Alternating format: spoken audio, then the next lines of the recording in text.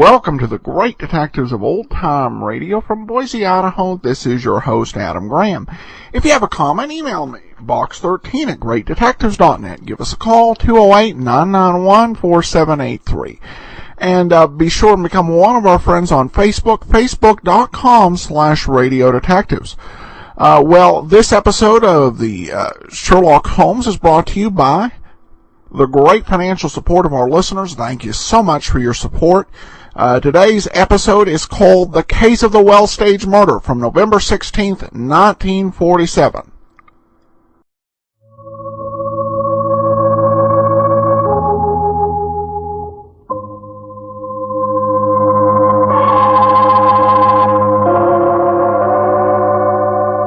From New York, the makers of Clippercraft clothes for men and 924 leading retail stores from coast to coast present the world's most famous detective, Sherlock Holmes.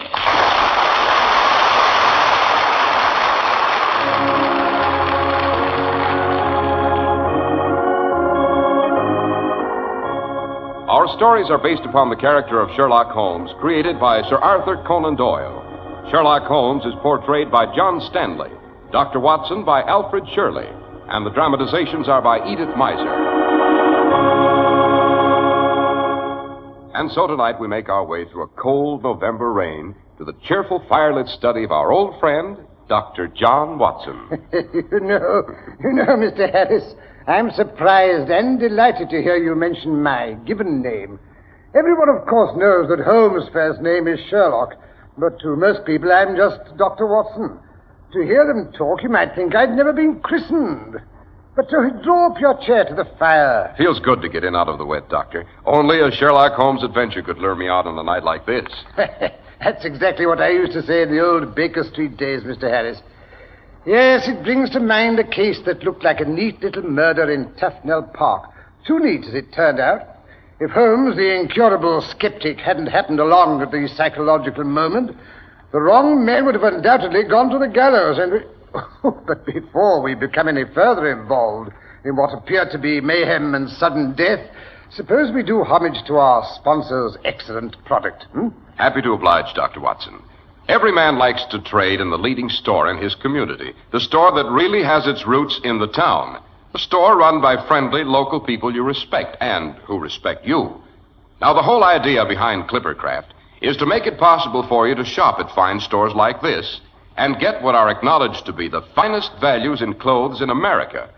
The Clippercraft plan makes it all possible, concentrating the buying power of 924 leading stores across America, making tremendous savings in manufacturing and distribution costs. At your Clippercraft dealers, you can buy superlatively fine Clippercraft suits at only $35 and $40, with a few special numbers at $43.75. Top coats and overcoats are only $30 to $40. Sport jackets, only $24. Clippercraft clothes are so exceptionally fine that we urge you to compare them with clothes selling for many dollars more. And now, Dr. Watson, to get back to the neat little murder in Tufnell Park. Right. As a matter of fact, Holmes and I just missed being eyewitnesses to the shooting.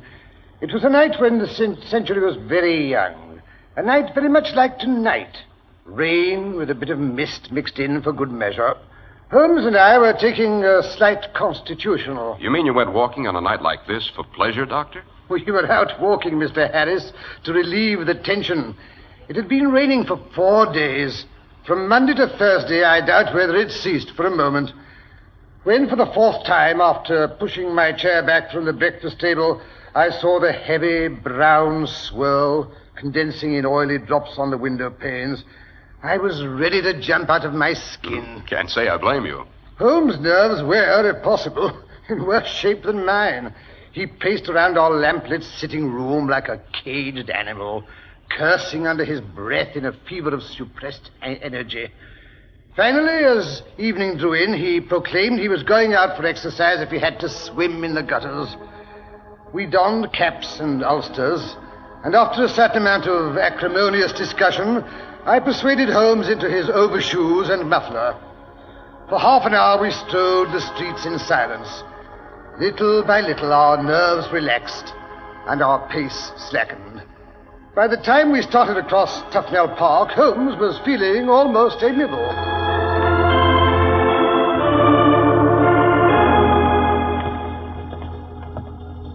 Nothing of interest in today's papers, I suppose, Watson? Oh, only news of the revolution, a possible war, and an impending change of government. Commonplace, my dear Watson.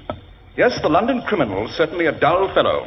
The thief or murderer could roam London on a night like this as the tiger does his jungle, unseen until he pounces, and then evident only to his victim. Well, there have been a few petty thefts. Petty thefts, pickpockets, and handkerchief snatches. The stage is set for something somber, sinister, violent. Oh, I do wish you wouldn't run on like that, Holmes, at least until we reach the other side of the park.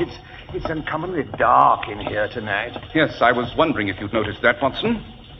There should be a street lamp along here somewhere. But either the lamplighter's neglected to light it or... Hello, here's the lamppost. There's glass scattered on the pavement. The light's been put out. Watson, you heard that? It sounded like someone shooting. Let's be accurate, Watson. There were 2 gunshots. The second, I think, was particularly... Holmes, here comes a woman. She's running along the path. She's terrified. Help! Someone, help! Pardon me, madam. Can I be of assistance? I'm Sherlock Holmes. Oh, thank heaven. You're just the man I need. It's murder. Where? Up ahead there. There's an open circular space with a fountain and a yew hedge all around. I was walking towards it when I saw a man rise up out of the bushes. He shot at someone sitting on a bench in front of the fountain, and then he disappeared. In which direction? I don't know. Oh, please see if the man's hurt. I'll get a doctor. I'll be right back. It won't be necessary. My friend here is a medical man, and judging by your cap and cape, you're not unacquainted with the medical profession yourself. No, matron at the St. Pancras Infirmary. Excellent. Come with us. We may need your assistance. But shouldn't someone go for the police? We mustn't let the murderer get away. My dear Mrs. Sidney. My dear Mrs. Sidney, the first thing is to ascertain if it really is murder we're dealing with. Well, the first thing, Holmes, if you'll pardon my saying so, is to save the victim's life if we can. My dear Watson, for once I agree with you. Come along.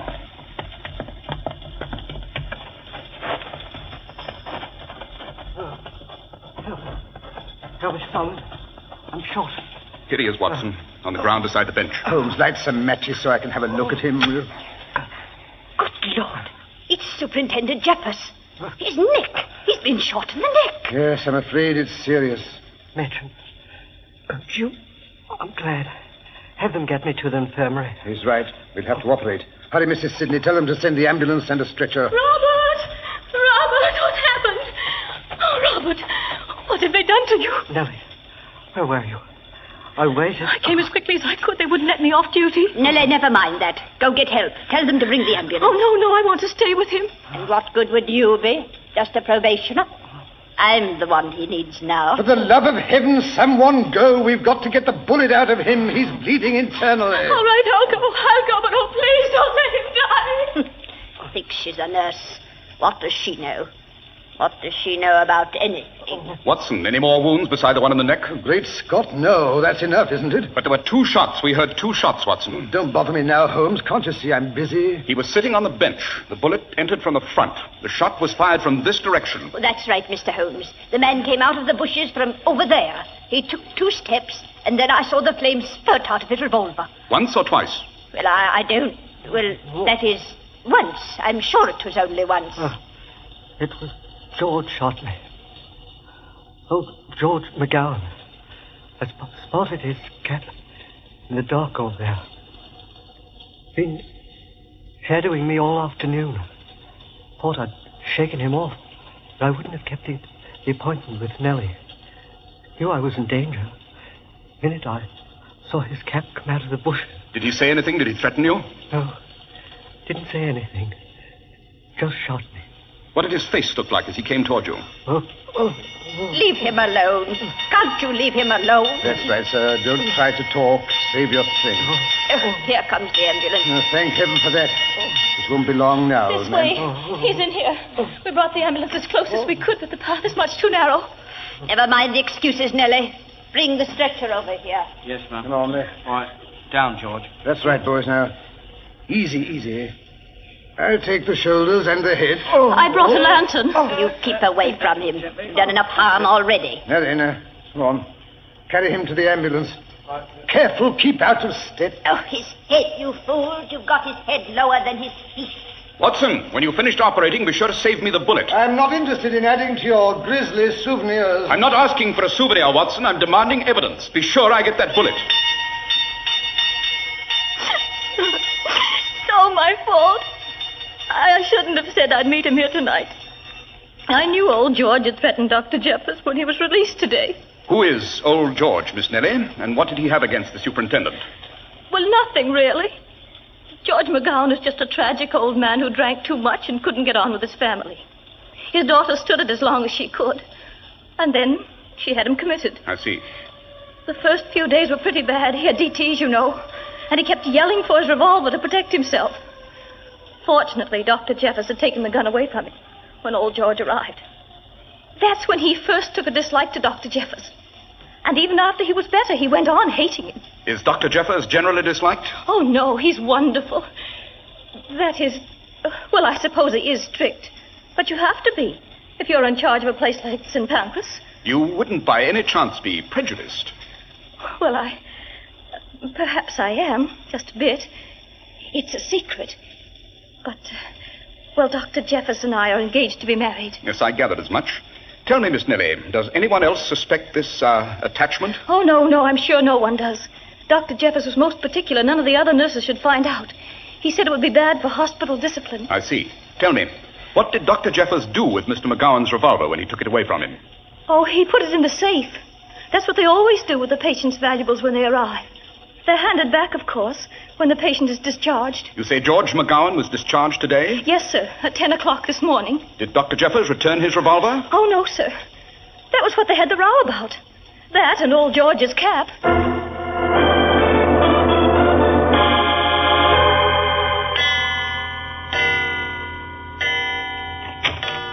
Hey, there you are. I've been waiting this half hour for me discharge. Well, here it is, George. And how many times do I have to tell you to take that cap off when you're in the house? I'm wearing my bonnet because I'm ready to go. Very well, then. But see you go straight home. No dropping in at any pub on the way, mind you. Eh? Well, what are you waiting for? For you to give me back my pistol. Don't you think you're better off without it? Who's to be the judge of that? I brought it with me from Grasky. Well, you're not going to get it.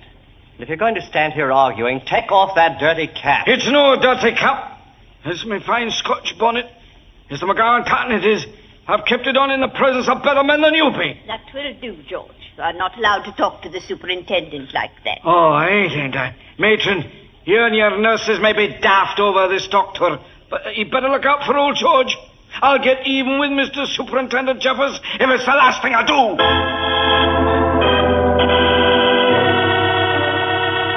I begged Dr. Jeffers to be careful, but he just laughed.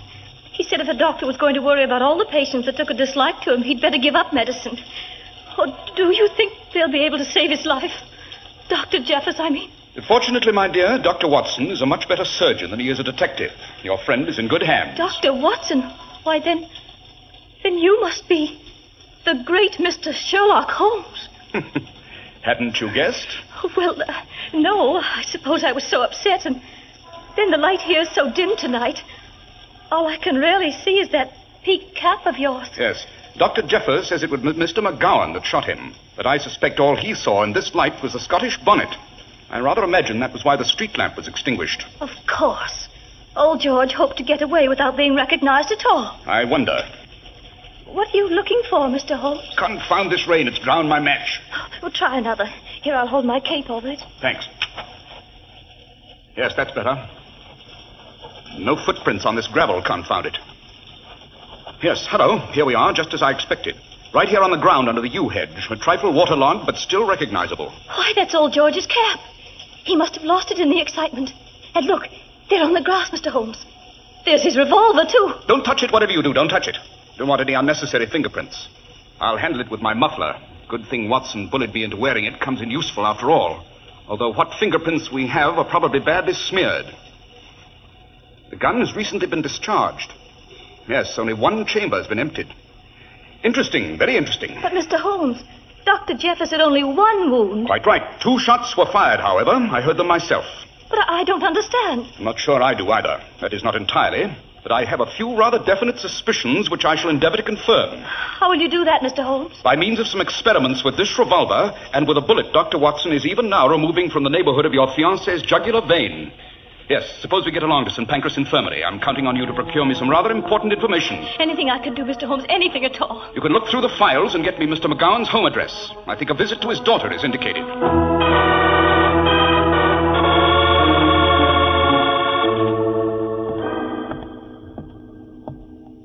Let's see, 17 Burberry Mews.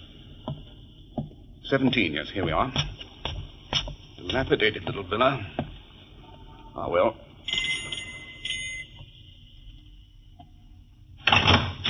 What do you want? Miss McGowan, I presume? I wonder if I might speak to your father for a moment. No, you can't. You needn't be afraid I've come to harm him.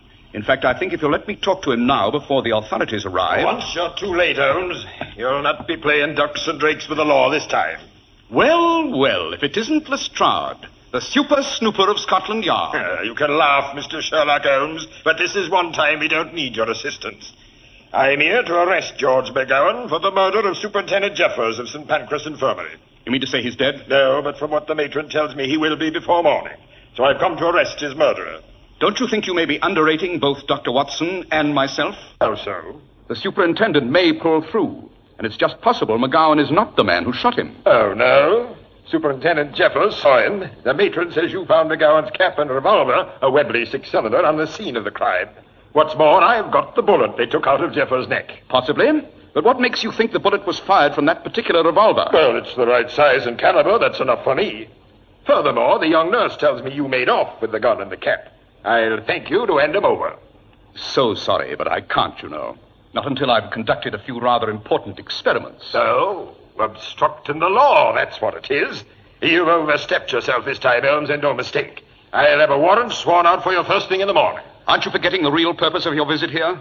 What's that? The apprehending of your so-called murderer, Mr. George McGowan. I don't need you to remind me of a duty. Now then, miss, tell your father I want to see him. Immediate. Well, you can't. But why not? Because he didn't come home.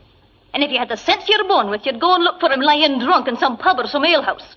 What are we paying taxes for, I'd like to know? Why didn't they keep him in the hospital till he was cured, eh? And why don't you smart Alex mind your own business, either both of you? It seems Miss McGowan has put us both in the same class. Congratulations, Lestrade. You've been promoted. You go to blazes. And another thing, you bring that cap and that revolver down to the yard first thing in the morning, Holmes, or I'll see you put behind bars. You've made your little ultimatum, Lestrade. Now I'll make mine. You bring that bullet they took out of Dr. Jeffers' neck around the 221B Baker Street before midnight tonight, or I'll make you the laughingstock of London. Oh, that's bluff, pure bluff. Possibly. Look here, Lestrade. I'll stake my reputation that that bullet was not fired from McGowan's gun. You can bring a warrant with the bullet. If I'm wrong, you can arrest me for trying to conceal evidence. Pretty sure of yourself, aren't you? All right, it's a deal. I'll bring the warrant and the handcuffs, too. All right, George, the coast's clear. You can come out from behind the rain barrel. Thank you, sir. Whoever you be for no turning me in. Don't mention it. Oh, just one thing. Tell me the truth, George. Did you shoot Superintendent Jeffers tonight in Tufnell Park? So help me, sir, I don't know. I followed him about all afternoon, but it was that wet and Aurora. I had to stop in now and again for a weed wrap, and pretty soon I was in a bit of a fog, as you might say, so I don't rightly remember what happened. When I come to, I was lying in the gutter with my bonnet gone and my hand here covered with blood. It could be my own blood, sir. I've got a nasty cut over my left eye. Let's hope it is your own blood, George. If it's not, we shall both end up in jail.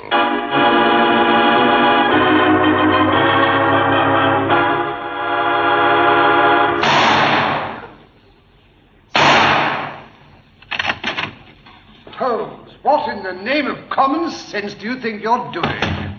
Shooting? Yes, that's obvious. I may say it was obvious the moment I turned the corner of Marybone Road. What's the idea of target practice this hour of the night? This is not target practice, Watson. You'll notice I'm shooting into a large cylinder filled with cotton wool. It's a little experiment whereby I hope to convince Inspector Lestrade that Baker Street is more sapient than Scotland Yard. Oh, that, if I'm not mistaken, is the minion of the law in person. Oh, I'll go down. Don't bother, Watson. I told Mrs. Hudson we were expecting a midnight caller. She'll let him in. Yes, 12 o'clock. Come in, Lestrade. Come in, your promptness itself. Well, Holmes, I've brought the bullet and the handcuffs. Fair enough. Now, here, take this chair here by the microscope. I'll turn the lamp up a little higher. Now then, if you'll give Dr. Watson the bullet he extracted from Dr. Jeffers' neck and allow him to place it under the lens. All right, but no hanky-panky, mind. Oh, really? By the way, Dr. Watson, how is the victim? Did you pull him through? Well, I'm glad someone is interested. I left Dr. Jeffers resting quietly, thank you. Holmes never thought to inquire. My dear Watson, I have every confidence in your medical ability. No, what I'm really curious about is the pattern of the marks on this bullet. Pardon me while I focus the lens. Yes, now let's see. I thought so. He may know what you're talking about, Dr. Watson, but I'm completely in the dark. How about you? I'll confess, Lestrade, I'm quite frequently in your predicament. But it's all so childishly simple. This bullet could not possibly have been fired from George McGowan's revolver. The bore patterns are entirely different. Now, what's he raving about? Here, look in the microscope while I explain in words of one syllable. I'm looking. Go ahead. Notice the pattern of lines, whorls, and scratches on that bullet. Fix them well in your mind. All right, I'm doing it. A few years ago, Lestrade, I persuaded Scotland Yard to take up the science of fingerprinting. Fingerprints are now recognized as the one sure method of identification. No two sets of fingerprints can possibly be alike. Granted. I'd like to introduce you to the science of ballistics. Oh, what's that? Every gun that's capable of firing a bullet leaves on that bullet a pattern of its own. A pattern that's as individual as a man's fingerprints and as incapable of duplication. Now, Watson, if you'll dig one of the bullets fired from Mr. McGowan's Webley out of that cotton wool. All right. We'll have a look at it under the microscope. Here you are, Holmes. Lestrade, you've memorized the pattern made by the killer's revolver on the bullet. Now, have a look at this one, fired from old George's gun. Well, it's Scotch, all right. They're different. Different as night and day. Therefore, the Webley did not fire the shot that was supposed to kill the superintendent, and McGowan is not the potential killer. But look here, Holmes, you just had a look at the second bullet yourself. What made you so sure earlier this evening that McGowan wasn't guilty? For one thing, the stage was too carefully set. Why was the street lamp extinguished? So Jeffers couldn't really recognize the person who wore McGowan's cap. Why were both the cap and the revolver left at the scene of the crime? To incriminate old George. Fortunately for him, McGowan was the one person who couldn't possibly have fired the Webley, because it was carefully locked in the hospital safe. But who could have taken it from the safe? Almost any of the officers of the hospital staff, I imagine. But how can we find out which one? By paying a return visit to the hospital, Lestrade. Whoever fired that shot will be quite chagrined to learn it wasn't fatal. I rather suspect a second attempt will be made on Dr. Jeffers' life in the very near future.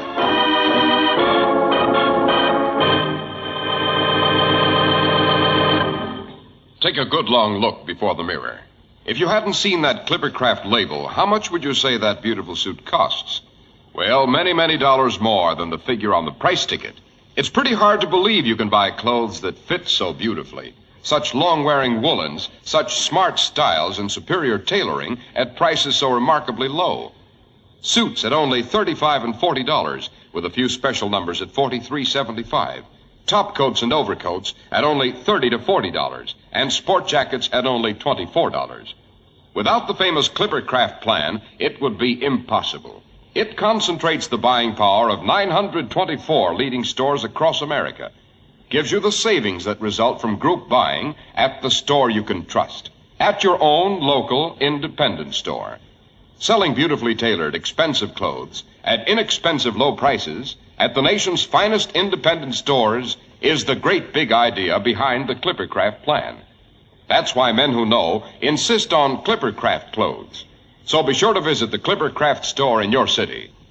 The leading stores in the metropolitan area that bring you Clippercraft clothes are Saks 34th, Broadway at 34th Street, Manhattan, Abraham and Straus, Brooklyn, the Boulevard Men's Shop, Kresge Newark, New Jersey, and the B&B Clothes Shop, 16408 Jamaica Avenue, Jamaica. These great, courteous, and friendly stores are proud to add their names to that of Clippercraft in the label of your suit, top coat, sports jacket, and overcoat.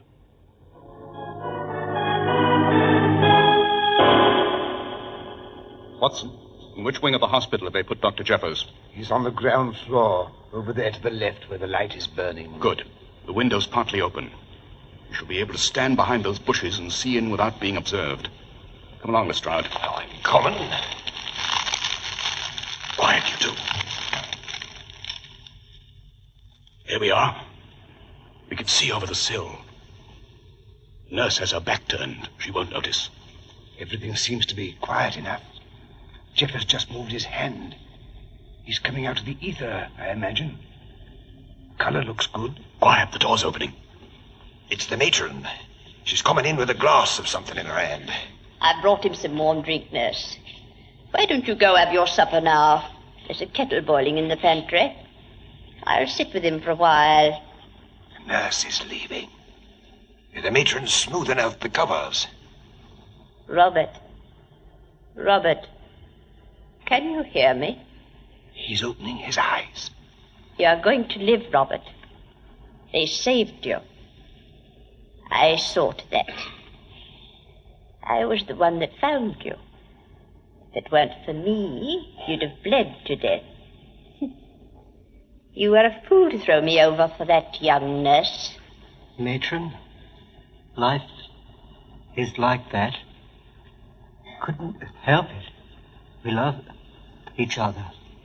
Going to be married. Sorry. Don't worry about it. What is to be, is to be. Here, drink this. It'll make you feel better. Jeffers, don't touch that glass. What are you doing here? We came back to prevent your making a second attempt on Dr. Jeffers' life and to find out why you made the first. Watson helped Lestrade over the sill before he strangled himself. Yes, matron, you've just given us the strongest motive that exists for murder. Jealousy. You think you're smart, Mr. Holmes. You can't prove anything.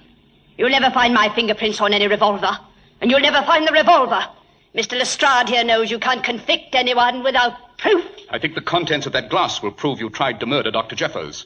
Take that glass away from her, Lestrade, quick, before she can empty it. No, you don't. Good Lord. She drank it, Holmes. She drank it herself.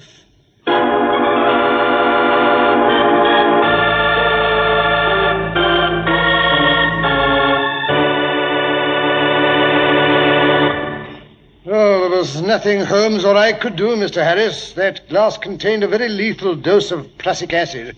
She was dead inside of 2 minutes. Good Lord. Tell me, Dr. Watson, when did Sherlock Holmes first suspect the matron of trying to kill Dr. Jeffers? Well, almost at once, or perhaps I should say from the moment we entered the circle of yew hedge that surrounded the fountain.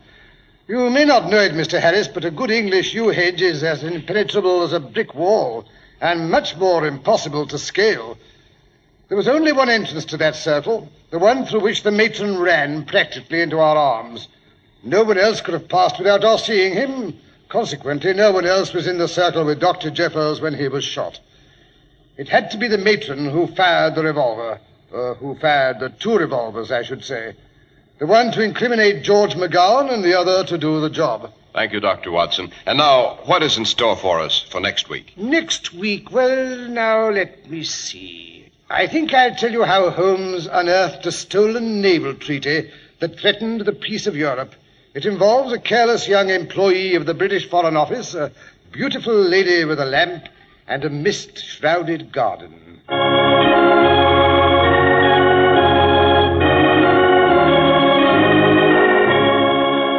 The makers of Clippercraft Clothes and 924 leading stores from coast to coast have brought you another in the new series of broadcasts featuring the world's most famous detective, Sherlock Holmes.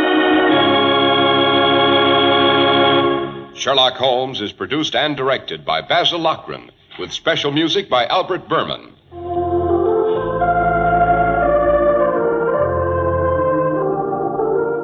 If you don't know your Clippercraft dealer, write Clippercraft, 200 Fifth Avenue, New York City.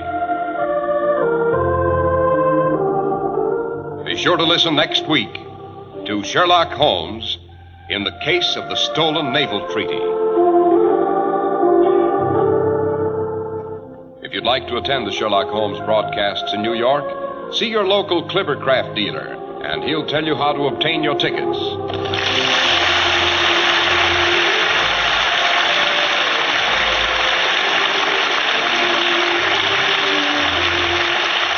This is Cy Harris speaking for Clippercraft Clothing. This is the world's largest network, serving more than 450 radio stations, the Mutual Broadcasting System.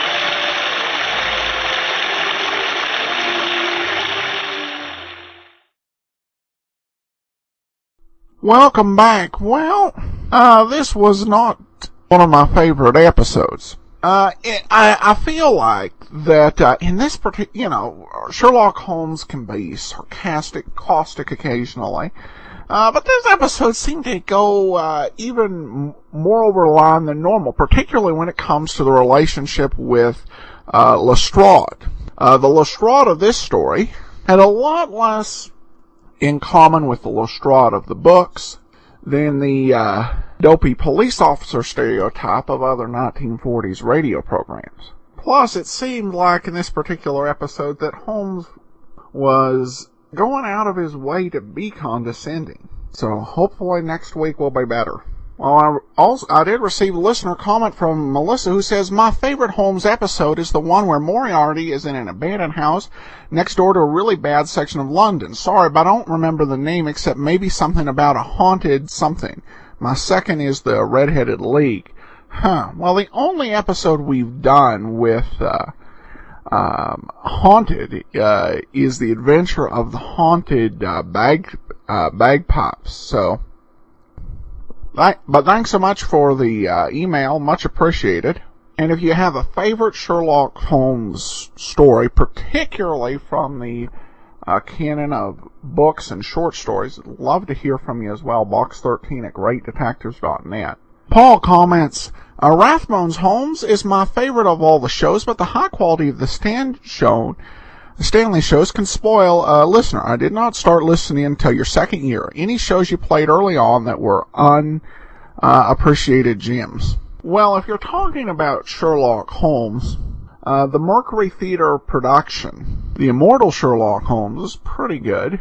And I also like most of the Rathbone Bruce series, with perhaps the exception of those few shows that aired in the spring of 1945, when really they just been doing Sherlock Holmes to death, and you could tell that there was a little bit of fatigue on the part of the actors. So I guess I should say I'm probably not the best judge of the programs that we place on the show, because the main criteria to being played on the show is that I have to enjoy the program.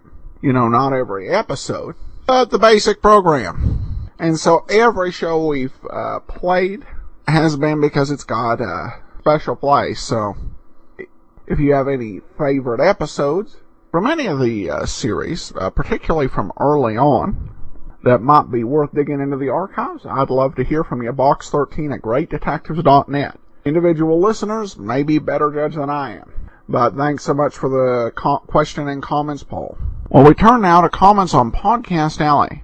I heard radio plays as I was growing up in the 50s. This series is something I look forward to. Terrific shows and high-quality presentation. Congratulations on the jump in the rankings from Doug. And then finally we received this one from Allison in Ontario. Fabulous showgrams. I listen to many of them, especially now that I've gotten rid of cable and go online for my entertainment fix. When I think of old-time radio, I think black and white TV shows. But to be truthful, when I listen to old-time radio, I close my eyes and see color. Really love the writing. Thanks so much, Allison. And I wholeheartedly agree.